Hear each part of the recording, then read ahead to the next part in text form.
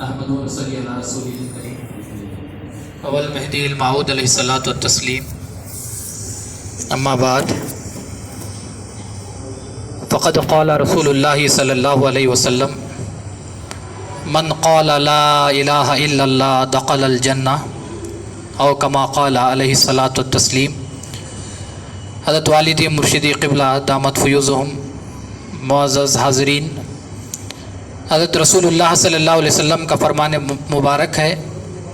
کہ پس جس شخص نے لا الہ الا اللہ کہا وہ جنت میں داخل ہو گیا. ویسے اس حدیث کے تعلق سے بہت ساری توجیحات کو پیش کیا جا سکتا ہے، بہت ساری گوشوں سے پہلوؤں سے اس حدیث پر بات کی جا سکتی ہے، لیکن آج کل کا جو ماحول چل رہا ہے اس مناسبت سے اس حدیث کو پڑھنے کے بعد ایک بات ذہن میں یہ آتی ہے کہ عمل کوئی بھی ہو، چاہے وہ زبانی ہو یا بدنی ہو یا مالی ہو، کوئی بھی عمل ہو، اس عمل کا قبولیت کا معیار اور اس عمل کا جو جزا ملنا ہے اللہ کی جانب سے، وہ عمل جن حالات میں کیا جا رہا ہے ان حالات پر اس عمل کا انحصار ہوتا ہے. اگر اس کو آسان زبان میں کہا جائے تو یوں کہا جا سکتا ہے کہ انسان کے جتنے اعمال ہیں وہ اعمال آپ جس ماحول میں آپ وہ کام کر رہے ہیں وہ ماحول کے اعتبار سے آپ کے اعمال کو قبول کیا جاتا ہے، آپ کے اعمال کا بدلہ دیا جاتا ہے. جیسے یہ حدیث مبارکہ ہے کہ من قال لا الہ الا اللہ دخل الجنہ، کہ جس شخص نے لا الہ الا اللہ کہا وہ جنت میں داخل ہو گیا. اگر آج کے ماحول میں ہم یہ کہیں کہ میں لا الہ الا اللہ کہتا ہوں اور میں جنتی ہو گیا تو یہ حقیقت میں اس حدیث کے معنی نہیں ہوتے. اس حدیث کے معنی اگر جاننا ہے تو ہم کو اس دور میں جانا پڑے گا جہاں پر لا الہ الا اللہ کہنے پر پتھر مارا کرتے تھے. جہاں لا الہ الا اللہ زبان سے ادا ہوتا تھا تو ان کو تپتی ہوئی ریت میں لٹا کر کوڑوں پر ان کی بارش کی جاتی تھی. تو اس ماحول میں اگر کوئی لا الہ الا اللہ کہتا ہے تو وہ بات الگ ہے. آج آرام سے قالین پر کھڑے ہو کر پنکھے کی ہوا کے نیچے کھڑے ہو کر لا الہ الا اللہ کہنا اور تپتی ہوئی دھوپ میں کوڑوں کے سائے تلے لا الہ الا اللہ کہنا، اس میں اور اس میں زمین آسمان کا فرق ہوتا ہے. تو بتانے کا مقصد یہ ہے کہ ماحول جیسا ہوتا ہے آپ اس ماحول میں جو کام کرتے ہیں اسی مناسبت سے آپ کے اعمال کو قبول کیا جاتا ہے. جیسا کہ رسول اللہ صلی اللہ علیہ وسلم نے فرمایا کہ اگر کوئی آدمی سچے دل کے ساتھ کھجور کی ایک گٹلی بھی اللہ کے راہ میں خرچ کرتا ہے تو قیامت کے دن اللہ اس کو احد کے پہاڑ کے مانند اس کو اجر عطا کرے گا. حالانکہ ایک آدمی نے کروڑوں روپے خرچ کیے ہیں اور ایک آدمی نے ایک کھجور اللہ کی راہ میں دیا ہے تو رسول اللہ صلی اللہ علیہ وسلم فرماتے ہیں کہ اللہ دینے والے میں جو فرق کرتا ہے وہ صرف اس مناسبت سے کہ دینے والے کا ماحول کیا ہے. ایک آدمی کے پاس کروڑوں روپے ہیں، اس نے 1 لاکھ اللہ کے راستے میں دے دیے تو اللہ یہ کہتا ہے کہ میرے پاس اس کی اتنی قدر نہیں جس کے پاس صرف ایک کھجور ہے جو اس کے کھانے کا تھا اور اس نے وہ اللہ کی راہ میں دے دیا تو وہ 1 لاکھ سے بڑھ کر وہ ایک کھجور کی اللہ کے پاس قیمت ہوتی ہے. تو آپ کو یہ معلوم ہونا چاہیے کہ ہم جس ماحول میں زندگی گزار رہے ہیں اس ماحول میں ہم کو کس قسم کا عمل کرنا ضروری ہے. اور اسی ماحول کے تعلق سے حضرت رسول اللہ صلی اللہ علیہ وسلم نے بھی ارشاد فرمایا کہ قیامت کے قریب ماحول ایسا ہوگا. قیامت کے رسول اللہ صلی اللہ علیہ وسلم نے بہت ساری نشانیاں بتائی، وہی رسول اللہ صلی اللہ علیہ وسلم نے یہ بات بھی بتائی کہ قیامت کے قریب اگر کوئی ایک چھوٹا عمل بھی کرتا ہے تو اللہ اس کو بڑا ثواب دیتا ہے. تو معلوم یہ ہوتا ہے کہ ناسازگار ماحول میں اگر کوئی نیک کام کرتا ہے تو اللہ اس کو بہت بڑا اجر عطا کرتا ہے. تو قیامت کے قریب جو ہم زندگی گزار رہے ہیں یہ قیامت کے قریب کی علامتیں جو رسول اللہ صلی اللہ علیہ وسلم نے بتائی، وہ علامتیں کیوں بتائی؟ تاکہ ہم یہ نہیں کہ ہم قیامت کا انتظار کرتے بیٹھ جائیں۔ رسول اللہ صلی اللہ علیہ وسلم نے علامتوں کا اظہار اس لیے نہیں کیا کہ رسول نے فرمایا کہ قیامت کے قریب جھوٹ عام ہو جائے گا تو آپ کو علامت بتایا اس وجہ سے نہیں کہ تم دیکھتے پھرو کہ جھوٹ کہاں کہاں چل رہا ہے اور تم طے کر لو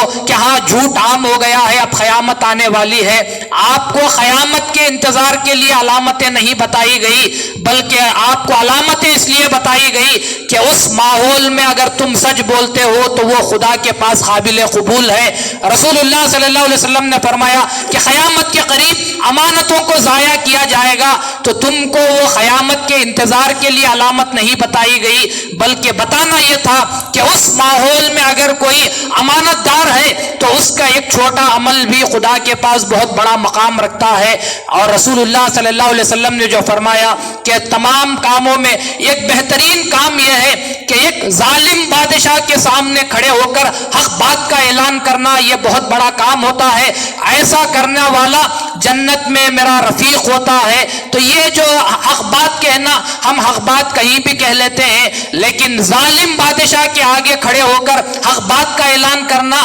حقیقت میں اپنی موت کو دعوت دینے کے برابر ہے۔ تو اس ماحول میں وہ کام کرنا وہ انسان کے لیے ضروری ہوتا ہے۔ تو بتانے کا مقصد یہ ہے کہ آپ کو دیکھنا چاہیے کہ آپ کس ماحول میں زندگی گزار رہے ہیں، اس ماحول میں نیکی کا کام کرنے کے لیے انسان کو کوشش کرنی چاہیے، کیونکہ آپ پر رسول کی رحمت ایسی ہے کہ رسول اللہ صلی اللہ علیہ وسلم نے فرمایا کہ جہاں برائی زیادہ ہو جائے، اگر چھوٹا عمل بھی نیکی کا کرتے ہیں تو اللہ اس کو بڑا اجر عطا کرتا ہے۔ تو ہمارے لیے رسول کی رحمت کا یہ صلہ ملا ہے کہ اگر اس برائی کے ماحول میں جبکہ آپ دیکھتے ہیں کہ راستے میں نظر اٹھاتے ہیں تو ہم کو سوائے برائی کے کچھ بھی نظر نہیں آتا، تو اس ماحول میں اگر آپ کوئی نیکی کا کام کر رہے ہیں تو سمجھو کہ اللہ کے جانب سے آپ کو اس کا بہت بڑا اجر ملنے والا ہے۔ اسی طرح سے قیامت کے تعلق سے حضرت رسول اللہ صلی اللہ علیہ وسلم نے دجال کی بات کرتے ہوئے ارشاد فرمایا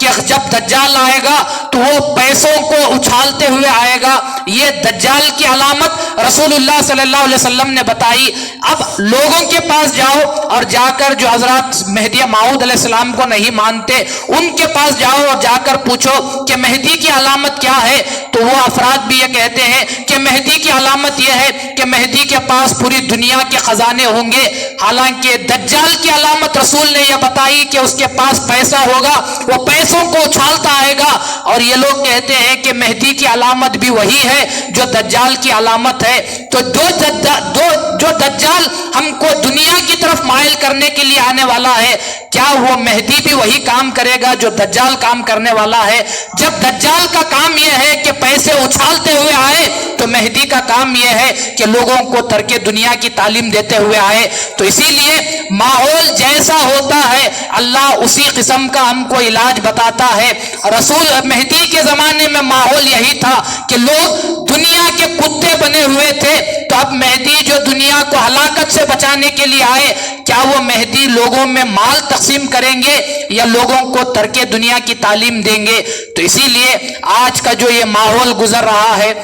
خدا را اس ماحول پر نظر رکھو کہ ماحول آج ایسا ہو چکا ہے کہ آپ کو کہیں سچائی نظر نہیں آئے گی، آپ کو کہیں وعدہ کرنے کے بعد وعدہ نبھانا یہ نہیں آئے گا۔ آپ دیکھیں گے کہ سوائے جھوٹ کے، جھوٹے الزامات کے، سازشوں کے، آپ کو دنیا میں اس کے سوا کچھ نظر نہیں آتا۔ تو ایسے ماحول میں آپ سوچتے ہوں گے کہ یہ اللہ کی تمام کام ہے، یہ اللہ کا ہم پر ظلم ہے کہ اللہ نے ہم کو اس ماحول میں پیدا کیا۔ آپ اپنا نظریہ بدلو تو آپ کو معلوم ہوگا کہ اس ماحول میں آپ جی رہے ہیں جہاں سوائے برائی کے کچھ بھی نہیں، تو یہ اللہ کا آپ پر ظلم نہیں ہے بلکہ اللہ کی مہربانی ہے کہ اللہ نے آپ کو موقع دیا کہ اس گندے ماحول میں اگر تم چھوٹے یا نیکی کا بھی کام کرتے ہو تو میں اس کو قبول کرنے کے لیے تیار ہوں، میں اس کا اجر بہت بڑا دینے کے لیے تیار ہوں۔ اگر جھوٹ عام ہے تو سچائی کو اختیار کرنا سیکھو، اگر دھوکے بازی عام ہے تو وعدہ وفا کرنا سیکھو، اگر برائی زیادہ ہے تو چھوٹی سی نہیں दिन में 1-2 नेकियां करने का अज़्म कर कर देखो तो आपको मालूम होगा कि खुदा की जानिब से आपको अता मिलती हुई जाएगी। क्योंकि क़यामत का जो नक्शा रसूल ने खींचा है, आखिरी नक्शा जो क़यामत के करीब होने वाला है, उसके ताल्लुक से रसूल ने यह बताया कि आखिर ज़माने में क़यामत के करीब माहौल इतना बुराई का हो जाएगा कि चौराहे पर गंदा काम होता रहेगा। एक आदमी लोग देखते हुए गुजर जाएंगे, उसमें से एक आदमी जाते हुए उसको ना रोकेगा, ना कोई काम करेगा, ना ये कहेगा कि ये बुराई का काम है, तुमको यहाँ पर नहीं करना चाहिए। ये तमाम बातें नहीं होंगी। रसूल फरमाते हैं कि लोग देखते हुए गुजर जाएंगे, उनमें से एक आदमी सिर्फ चादर लेकर उन पर उड़ा देगा और कहेगा कि ये बुराई का काम है, तो रसूल फरमाते हैं कि वो उस जमाने का वली कामिल हो जाएगा। तो मालूम होता है कि क़यामत जैसे जैसे करीब आती हुई जा रही है, बुराई तो आम हो रही है, लेकिन आपको चाहिए कि अच्छाई की तरफ राग़िब होने की कोशिश करें। क्योंकि बुराई के ज़माने में किया हुआ एक छोटा सा नेकी का काम भी आपको खुदा के पास बहुत ज़्यादा अजर देने वाला है, आपको बहुत ज़्यादा खुदा के करीब करने वाला है। तो बुराई का माहौल है, ये ज़बान से अदा कर कर खामोशी इख्तियार करने से बेहतर है कि उस बुराई के माहौल को अपने लिए फ़ायदेमंद बनाओ, और बुराई के माहौल में अपने लिए फ़ायदा हासिल करने का तरीक़ा यह है कि उस माहौल में नेकी के काम करते हुए चले जाओ, तो तुम्हारे लिए बहुत बड़ा अजर मिलने वाला है, खुदा का खुर्ब नसीब होने वाला है। तो मेहदी मऊद अलैहिस्सलाम के ज़माने से ही जब रसूलुल्लाह सल्लल्लाहु अलैहि वसल्लम ने फरमाया कि मेहदी दरमियान में आएंगे, और मेहदी मऊद अलैहिस्सलाम ने फरमाया कि बंदा ईमान तक़सीम करता हुआ आया है और भाई ईसा ईमान को छीनते हुए आएंगे। तो उस जमाने से ही क़यामत करीब होती हुई चली जा रही है, और ये ज़माना हम जो गुजार रहे हैं क़यामत के बिल्कुल करीब का ज़माना होता हुआ चला जा रहा है। तो इस ज़माने में हमको नेकी के काम करना चाहिए, और नेकी का काम वही है, नेक अमल या अमल साले उसी को कहा जाता है जिसके पीछे सही अकीदा होता है। अगर बगैर सही अकीदे के काम किया जाए तो उसको नेक अमल के नाम से याद नहीं किया जाता। मिसाल के तौर पर आप नमाज पढ़ रहे हैं, लेकिन उसके उस अमल के पीछे सही अकीदा होना चाहिए।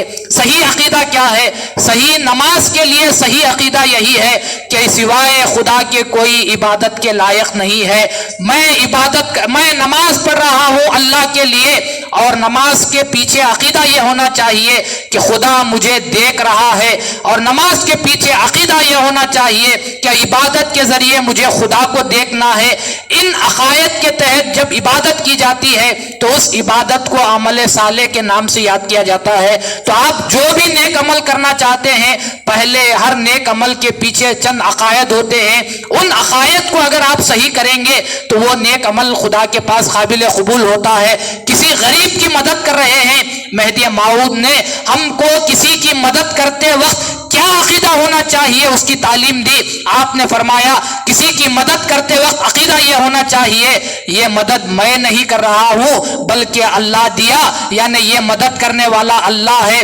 इसको खुदा के रास्ते में खैरात करते वक्त, फी सबीलिल्लाह खर्च करते वक्त अकीदा हमको ये होना चाहिए कि मैं देने वाला नहीं बल्कि देने वाला अल्लाह है। इसीलिए मेहदी मऊद अलैहिस्सलाम ने हमको अल्लाह ने दिया इस बात की तालीम दी है। तो हर अमल के पीछे अकीदा होता है, उस अकीदे को दुरुस्त करना चाहिए। जब तक वो अकीदा दुरुस्त नहीं होगा वो अमल सही नहीं होगा। तो अमल सही करने के लिए अकीदे की दुरुस्तगी जरूरी है। हर अमल करते वक्त देखो कि इस अमल के पीछे क्या अकीदा है, उस अकीदे को दुरुस्त करने की कोशिश करो, और बुराई के माहौल से आप उस बुराई के माहौल में मुलवस मत हो जाओ, बल्कि बुराई के माहौल से फ़ायदा उठाना सीखो। बुराई के माहौल से फ़ायदा उठाने का तरीक़ा ये, क्योंकि रसूल ने फरमाया है कि बुरे माहौल में छोटा अमल भी किया जाता है तो बड़ा सवाब दिया जाता है। तो आप लोगों को बहुत खुशगवार माहौल है, साजगार माहौल है, आपको चाहिए कि उस माहौल से फ़ायदा उठाएं